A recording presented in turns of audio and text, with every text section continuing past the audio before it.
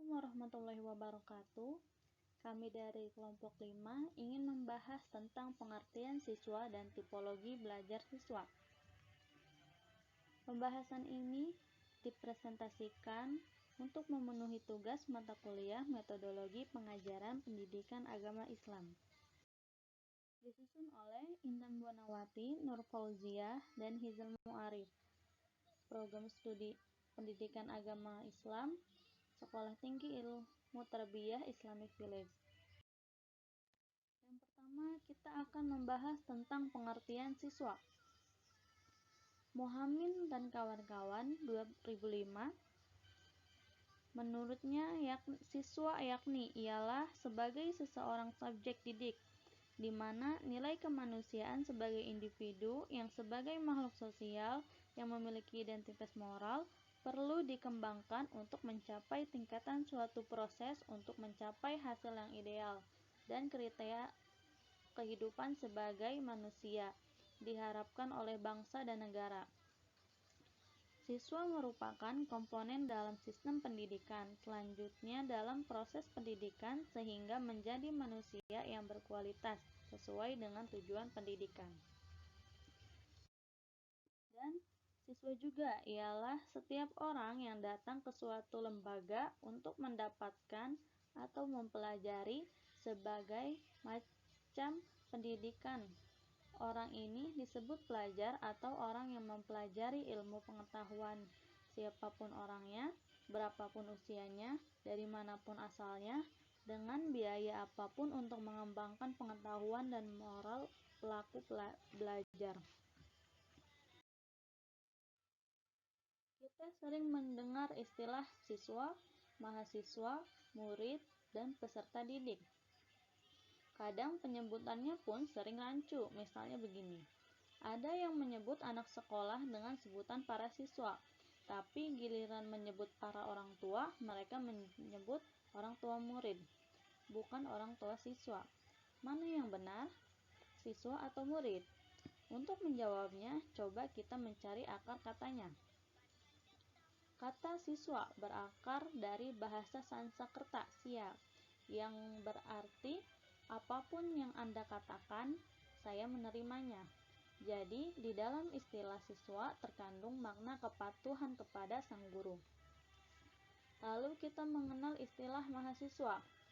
Kata maha dalam bahasa Sanskerta sendiri punya arti agung.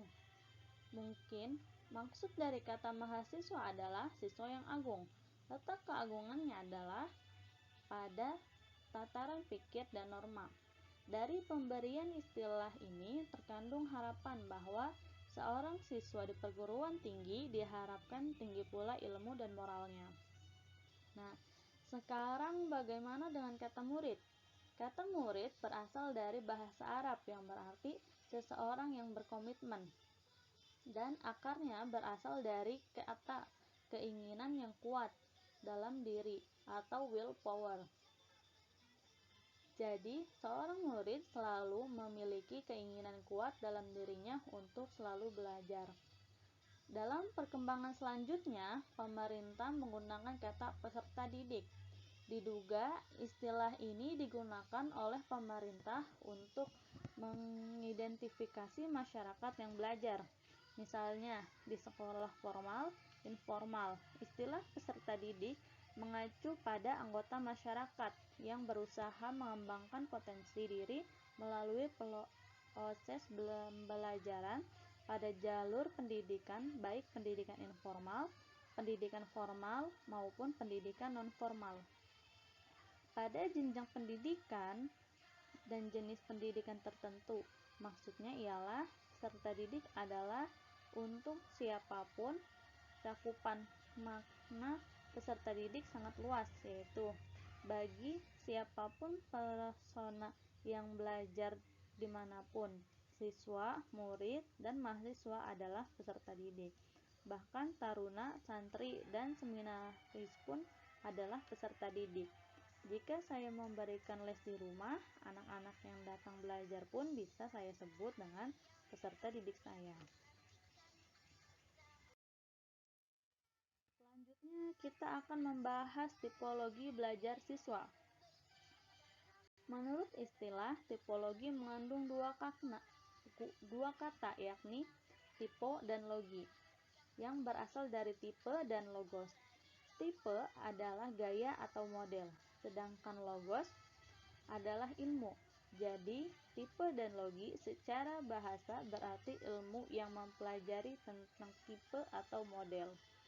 Sedangkan belajar sendiri yaitu kegiatan anak didik dalam menerima, menanggapi, serta menganalisis bahan-bahan pelajaran yang disajikan yang berakhir pada kemampuan anak didik untuk menguasai bahan pelajaran yang disajikan.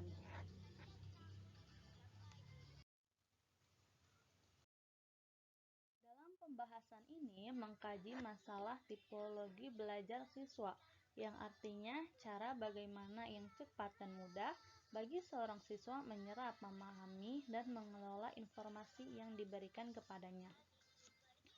Adapun yang dikemukakan oleh M. Joko Susilo, tipe belajar adalah suatu proses gerak laku, penghayatan, serta kecenderungan seorang pelajar mempelajari atau memperoleh sesuatu ilmu dengan cara yang tersendiri. Tipe belajar ini juga sebagai cara-cara yang digunakan untuk mempermudah proses belajar. Seorang peserta didik akan menggunakan cara-cara tertentu untuk membantunya untuk menangkap dan mengerti tentang sesuatu materi pelajaran. Kita sebagai seorang guru harus memperhatikan bagaimana tipe belajar tersebut supaya kita bisa lebih mudah mengerti tentang materi pelajaran dan mengembangkan potensi belajar kita dengan lebih optimal dalam suatu materi pelajaran.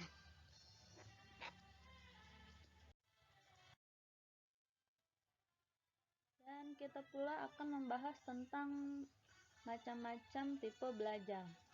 Tipe belajar itu sebenarnya banyak dan bahkan tidak sedikit orang yang bisa belajar dengan semua tipe belajar tersebut. Menurut Bobby De Porter dan Nike Hemaki dalam buku Quantum Learning-nya, membagi tipe belajar tersebut kepada 3 macam, yaitu visual, yaitu belajar dengan cara melihat,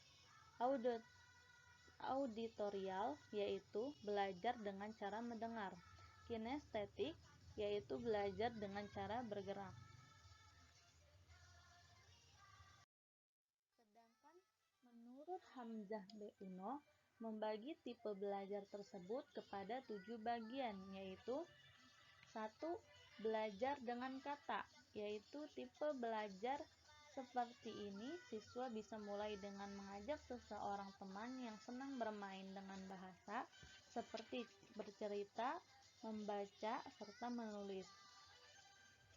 Yang kedua, belajar dengan pertanyaan, yaitu ada sebagian siswa yang suka belajar itu dengan cara belajar pertanyaan, misalnya memancing keingintahuan dengan berbagai pertanyaan. Setiap kali muncul jawaban, kejar dengan pertanyaan, sehingga mendapatkan hasil yang paling akhir atau kesimpulan. Yang ketiga, belajar dengan gambar, yaitu ada sebagian siswa yang lebih belajar dengan membuat gambar, merancang, melihat gambar, slide, video, atau film. Yang keempat, belajar dengan musik, yaitu ada sebagian siswa yang berusaha mendapatkan informasi itu dengan cara mendengarkan musik. Yang kelima, belajar dengan bergerak, yaitu menyentuh sambil berbicara dan menggunakan tubuh untuk mengekspresikan gagasan adalah cara belajar yang menyenangkan bagi siswa. Yang keenam, belajar dengan bersosialisasi, yaitu bergabung dan membaur dengan orang lain adalah cara terbaik untuk mendapatkan informasi dan belajar secara cepat.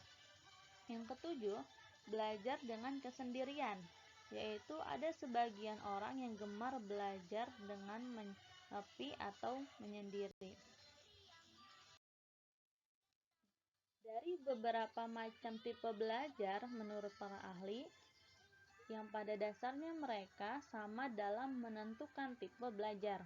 Yang lebih penting bahwa pada tipe belajar yang ada tersebut merupakan tipe belajar yang berguna sekali bagi siswa untuk dimiliki lalu diketahui, guna mempermudah menyerap pelajaran yang telah diberikan oleh seorang guru. Thank you for watching. Mungkin cukup sekian dari kami.